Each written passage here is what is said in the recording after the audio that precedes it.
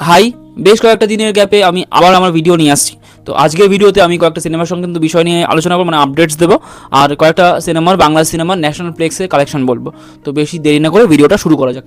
ভিডিওর প্রথম আপডেটটা হচ্ছে ভাগাম ভাগ 2 কে নিয়ে। তো আমরা সকলেই জানি এই সিনেমায় আমাদের সেই ওজি জুটি, যে অক্ষয় কুমার আর পরেশ রাওয়াল জুটি আবার ফিরছে। কিন্তু এবার আপডেটটা হচ্ছে এই সিনেমায় পরেশ রাওয়ালের ডবল রোল থাকবে, মানে দুটো পরেশ রাওয়াল থাকবে, অর্থাৎ অক্ষয় কুমার, দুটো পরেশ রাওয়াল, এবং এই সিনেমায় কিন্তু গোবিন্দা থাকছে না, তার রিপ্লেসমেন্টে আসছে মনোজ বাজপেয়ী। অর্থাৎ এই সিনেমায় মনোজ বাজপেয়ী থাকছে, গোবিন্দা থাকছে না। তাই আর আপডেটটা হচ্ছে এই ফিল্মে পরেশ রাওয়ালের ডবল রোল থাকছে।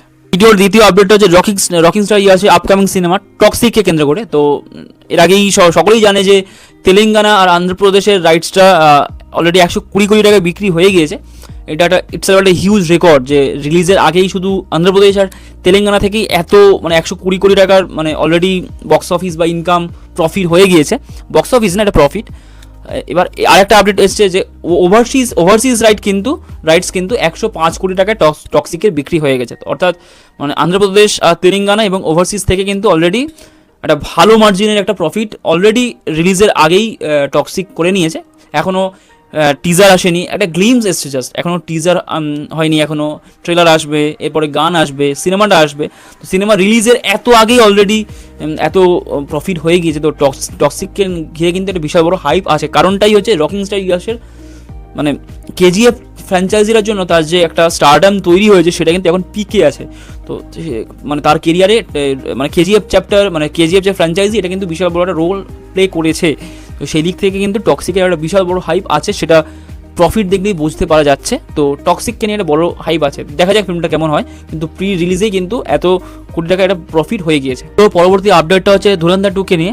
অর্থাৎ টক্সিক আর ধুরন্ধর 2 এর কিন্তু বিশাল বড় একটা ক্ল্যাশ হচ্ছে এই 19শে মার্চ। মানে দুটো ফিল্ম নিয়েই বিভৎস হাইপ আছে। ধুরন্ধর পার্ট 1টা তো এখনও ব্যবসা করছে, তো ধুরন্ধরকে নিয়ে একটা চূড়ান্ত একটা আলাদাই লেভেলে একটা হাইপ আছে। টক্সিককে নিয়েও সেই হাইপটা তৈরি হচ্ছে ধীরে ধীরে। তো একটা বড়সড় ক্ল্যাশ হবে। তো আপডেটটা হচ্ছে ধুরন্ধর 2 এর কিন্তু ট্রেলার আসবে এই 5ই মার্চ, অর্থাৎ একটা বড় ইভেন্ট হবে। ওই ইভেন্টের মাধ্যমে ওই ধুরন্ধর 2 এর ট্রেলারটা লঞ্চ করা হবে। তো দেখার ট্রেলারটা কেমন হয়। পরবর্তী আপডেটটা হচ্ছে সালমান খানের আপকামিং সিনেমা ব্যাটেল অফ গালওয়ানকে কেন্দ্র করে। তো ব্যাটেল অফ গালওয়ানের আপডেট আসছে যে ঈদের উইকেন্ডটা থেকে পিছিয়ে পোস্টপন্ড হয়ে ইন্ডিপেন্ডেন্ট ডে উইকেন্ডে এই ফিল্মটা রিলিজ করছে। অর্থাৎ একটা অ্যাপ্রোপ্রিয়েট উইকেন্ডই পাওয়া গিয়েছে এই ফিল্মটার জন্য, কারণ যে এই ফিল্মটা যে সাবজেক্টটাকে নিয়ে, সেই সাবজেক্টটাকে কেন্দ্র করে ইন্ডিপেন্ডেন্ট উইকেন্ডটাই একদম অ্যাপ্রোপ্রিয়েট রিলিজ হবে। তো সেটাই প্ল্যানিং করা হচ্ছে, বা সেটাই আপডেট উঠে আসছে যে ইন্ডিপেন্ডেন্ট উইকেন্ডেই এই ফিল্মটা রিলিজ করবে। অর্থাৎ বাংলায় কিন্তু দেবদার ব্যাড আসছে, অর্থাৎ বাইক অ্যাম্বুলেন্স দাদা। তো বাংলায় কিন্তু সালমান খান ভার্সেস দেব হতে চলেছে যদি ব্যাটল অফ গালওয়ান ওই উইকেন্ডেই আসে। তো বাংলায় কিন্তু একটা বড়সড় শো ভাগাভাগির একটা ব্যাপার হবে। তো দেখা যাক ব্যাটল অফ গালওয়ান ওই উইকেন্ডে আসে কি না। আসলে তো দেব ভার্সেস সালমান খান হবে। ইভেন মানে ক্রিসমাসেও কিন্তু কিং মানে এসআরকে ভার্সেস দেব হবে, কারণ কিংও মানে বাংলায় কিংও কিন্তু ক্রিসমাসে আসছে, আর টনিক 2 আসছে দেবদার। তো ইন্ডিপেন্ডেন্ট ডে উইকেন্ড হচ্ছে সালমান খান ভার্সেস দেব, আর ক্রিসমাস উইকেন্ডে SRK versus Dev in Bengal. তো দেখা যাক এই ক্ল্যাশটা কেমন হয়, এবং ব্যাটল অফ গালওয়ান ফিল্মটা মানে ইটসেলফ কেমন ফিল্ম হয় দেখা। এর আগের যে গ্লিমসগুলো কিন্তু খুব একটা ভালো যে হয়েছে, খুব যে অ্যাপ্রোপ্রিয়েট বা খুব যে অ্যাকসেপ্টেন্স পেয়েছে তা নয়। এটা সালমান খানের জন্য, কারণ সালমান খানের এক্সপ্রেশন বা অভিনয়ের মধ্যে না সেই এনার্জিটা নেই, সেই এনার্জিটা নেই। একটা আর্মি অফিসার যেমন বডি ল্যাঙ্গুয়েজ হওয়া উচিত, সেই এনার্জিটা পাচ্ছি না, সেই এনার্জিটা নেই। মানে অবভিয়াসলি সালমান খান খুব ভালো একজন পারফর্মার। সে এর আগেও আর্মি অফিসারের রোল প্লে করেছে, মানে পুলিশ ইন্সপেক্টর রোল প্লে করেছে। সেই সময় যেই এনার্জিটা ছিল সেটা ব্যাটল অফ গালওয়ানে দেখতে পাচ্ছি না, মানে উধাও। তো দেখা যাক ফিল্মের মধ্যে হয়তো হতেও পারে যে সালমান খান খুব ভালো পারফর্ম করলো, কিন্তু যেটুকু যা গ্লিমস দেখলাম বা গানটার মধ্যে যা গ্লিমস দেখলাম, সালমান খানের পারফরমেন্স খুব একটা মানে লাগছে না ভালো। তো সেই দিক থেকে দেখার ফিল্মটা কেমন হয়, ফিল্মের মধ্যে তার পারফরমেন্সটা কেমন হয়, এবং গানগুলো কতটা ইম্প্যাক্টফুল হয়। কিন্তু মানে ফার্স্ট যে গানটা এসছে অরিজিৎ সিং, শ্রেয়া ঘোষালের, গানটা ভালো, খুব যে মনে রাখার মতো গান তা নয়, কিন্তু গানটা ভালো, ডিসেন্ট, হিমেশের সুর। বাট সালমান খানের ফিল্ম ওয়ার্ক করবার জন্য কিন্তু গানগুলো খুব এফেক্টিভ হওয়া উচিত, দরকার। তো দেখা যাক গানগুলো, এর পরের গানগুলো কেমন হয়, দেখা যাক। পরবর্তী আপডেটটা হচ্ছে শাহরুখ খান, এসআরকে আর ফারাহ খানের আবার কোলাবোরেশনকে কেন্দ্র করে। তারা আবার কোলাবোরেট করতে চলেছে তাদের ওজি সিনেমা অর্থাৎ কাল্ট ফিল্ম মেহুনার সিকুয়েল নিয়ে তারা আসছে। এটা একটা এসআরকে ফ্যানদের, আমি একজন এসআরকে ফ্যান, তো এসআরকে ফ্যানদের জন্য even not only SRK fan, যারা ভালো ফিল্মের ফ্যান তাদের জন্য এটা খুব একটা খুশির একটা মুহূর্ত বা খবর যে মেহুনার যে সিকুয়েল ওটা আসছে। তো দেখা যাক ওটা মেহুনার সঙ্গে পুরোপুরি তার পরের কোনো গল্প কিনা হয় কিনা ওটা দেখার। কিন্তু আপডেটটা হচ্ছে এই ফিল্মে কিন্তু রাইটার হিসাবে আকাশ কৌশিকের নাম উঠে এসছে, অর্থাৎ যে আগে থ্যাঙ্ক গড, ভুল ভুলাইয়া 2 বা হাউসফুল 4 এরকম ফিল্মের রাইটার ছিল। একটা খটকা, এটা একদিক থেকে ভালো নিউজ যে মেহুনার সিকুয়েল আসছে, কিন্তু আরেক দিক থেকে একটা খটকা, কারণ যে রাইটার যে এরকম স্ক্রিপ্টের উপর কাজ করেছে সে এই ফিল্মের রাইটার হিসাবে শোনা যাচ্ছে যে এরকমই মানে আপডেট উঠে আসছে যে এরকমই যে এই রাইটারটাই এই ফিল্মের রাইটার হিসাবে, স্ক্রিপ্ট রাইটার, প্লট রাইটার হিসাবে কাজ করছে বা নেওয়া হয়েছে। জানি না কতটা সত্যি, বাট যদি সত্যি হয় একটা খটকা থাকছে, এটা এসআরকে ফ্যানদের মধ্যেও থাকছে যে এর আগে এরকম স্ক্রিপ্ট লিখেছে, সে মেহুনা 2 এর স্ক্রিপ্টটা লিখছে। এবার হতেও পারে যে সে যে ভালো যে একসময় খারাপ কাজ করতো সে যে হুট করে ভালো কাজ করবে না এর কোনো গ্যারেন্টি নেই। হতেও পারে যে শাহরুখ খানের স্টারডামের কথা চিন্তা করে হয়তো সে মন দিয়ে কাজ করলো, সে খুব ভালো একটা স্ক্রিপ্ট লিখলো। বাট যতক্ষণ না হয় একটা খটকা থাকছে যে এই ধরনের স্ক্রিপ্ট লিখে সে তাকে দিয়ে এই কাজটা করানো হচ্ছে, একটা খটকা থাকছে। বাট খুশির খবর যে মেহুনার পার্ট 2 আসছে, অর্থাৎ সিকুয়েল আসছে। মেহুনা কিন্তু কাল্ট ফিল্ম, আমার কেন সারা দেশের প্রত্যেকেরই প্রায় খুব পছন্দের ফিল্ম মেহুনা। গানগুলোও খুব ভালো, দেখা যাক এই মেহুনা 2 এর গানগুলো কেমন হয়। মেহুনা পার্ট 1 এর গানগুলো খুব ভালো, মানে শাহরুখ খান অভিজিৎ এই যে কম্বিনেশন ছিল পার্ট 1 এ, একটা কাল্ট কম্বিনেশন ছিল, সেই কম্বিনেশনটা আবার ফেরে কিনা। তো অনেক কিছুই নস্টালজিক মুহূর্ত এই ফিল্মের জন্য কাজ করবে, কিন্তু সব দিক থেকে সব কিছু উঠতে হচ্ছে স্ক্রিপ্টটা ভালো হতে হবে, যে স্ক্রিপ্ট লিখছে তাকে খুব খাটতে হবে। এবার দেখা যাক স্ক্রিপ্টটা কেমন হয়, আলটিমেটলি অ্যানাউন্সমেন্টটা কবে আসে দেখার। তো মেহুনা 2 নিয়ে খুবই এক্সাইটেড, কিন্তু একটা খটকা হচ্ছে এই রাইটারটাকে নিয়ে খটকা, দেখা যাক কেমন হয়। ভিডিও পরবর্তী আপডেটটা হচ্ছে 1 সেকেন্ড আরেকটা ওজি জুটি, অক্ষয় কুমার প্রিয়দর্শন জুটি, যেটা আমাদের অনেক কাল্ট কমেডি ফিল্ম উপহার দিয়েছে। তো সেই জুটিকে নিয়ে একটা আপডেট না একটা খবর যে প্রিয়দর্শন এই ভূত বাংলা, মানে তাদের যে ফিল্মটা আছে ভূত বাংলা, এই ভূত বাংলা স্ক্রিপ্টটা কিন্তু 7 থেকে 8 বছর আগেই লেখা হয়েছিল, অর্থাৎ ভুল ভুলাইয়া পার্ট 2 এর স্ক্রিপ্ট হিসাবে এই স্ক্রিপ্টটাকে প্রাথমিকভাবে লক করা হয়েছিল। কোনো কারণে হয়তো হয়নি বা সেলফ হয়ে গিয়েছিল সেই সময়, আই ডোন্ট নো সেই সময় কী হয়েছিল, কিন্তু প্রাথমিকভাবে ভুল ভুলাইয়া পার্ট 2 এর যে স্ক্রিপ্ট, সেই স্ক্রিপ্টটাই কিন্তু এই স্ক্রিপ্টটাকে লক করা হয়েছিল, কিন্তু মানে আনফর্চুনেটলি হয়নি। কিন্তু এখন ওই স্ক্রিপ্টটাই ভূত বাংলার পার্ট 2 না, মানে ভূত বাংলা হিসাবে আসছে। তো দেখা যাক ফিল্মটা কেমন হয়। তো এটাই খবর যে 7-8 বছর আগে এইটার প্লট লেখা হয়েছিল এবং ভুল ভুলাইয়া পার্ট 2 এর স্ক্রিপ্টই এটা ছিল, সেই সময় লক করা হয়েছিল কিন্তু আসেনি। এখনই সেই স্ক্রিপ্টটাই ভূত বাংলা নাম হিসাবে, টাইটেল হিসাবে আসছে। এবার দেখা যাক সেই ওজি জুটির কামব্যাক কেমন হয়, একটা বড় কামব্যাক হয় কিনা, ইটসেলফ ফিল্মটা কেমন হয়, টিজার ট্রেলার কেমন হয়। তো খুব মুখিয়ে আছি এই জুটিটা কামব্যাকের জন্য। এই জুটিটা আমার খুব পছন্দের জুটি, কামব্যাক করুক আর একটা ভালো ফিল্ম দিয়ে কামব্যাক করুক আমি চাই। তো লেটস সি। ভিডিওর লাস্ট যেটা আপডেট সেটা হচ্ছে কয়েকটা মানে বাংলা সিনেমার ন্যাশনাল প্লেক্স কালেকশন নিয়ে আলোচনা করবো। প্রথমেই বলে দিই এটা কিন্তু প্লেক্স কালেকশন, এটার মধ্যে কোনো সিঙ্গেল স্ক্রিন বা লোকাল মাল্টিপ্লেক্সের কালেকশন অ্যাড করা নেই, অর্থাৎ ওভারঅলে এই সবকটা ফিল্মেরই কিন্তু কালেকশন ফার বেটার হয়েছে। এটা শুধু ন্যাশনাল প্লেক্স কালেকশন।